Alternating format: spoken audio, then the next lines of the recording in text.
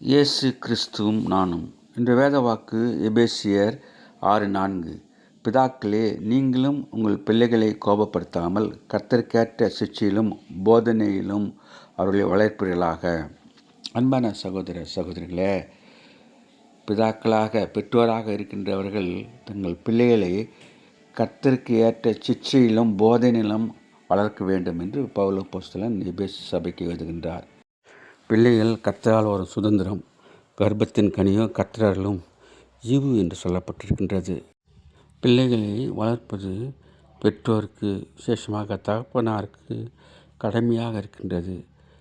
பிள்ளையானவனை நடக்க வேண்டிய வழியில் நடத்து, அவன் முதிர் வயதிலும் அவைகளை விட்டு விடாதிருப்பான் என்று சொல்லப்பட்டிருக்கின்றது.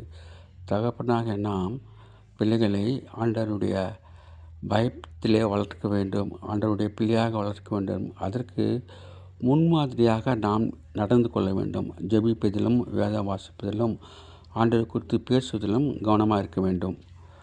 பிதாக்களே, உங்கள் பிள்ளைகளை திடனற்று போகாதபடிக்கு அவர்களுக்கு கோபமூட்டாதீர்கள் என்று சொல்லப்பட்டிருக்கின்றது. ஆனால் நாம் பிள்ளைகளை கோபப்படுத்தக்கூடாது, அன்பு செலுத்த வேண்டும், ஆண்டவருடைய அன்பு சொல்ல வேண்டும், ஆண்டவருடைய பிள்ளையாக மாற்ற வேண்டும்.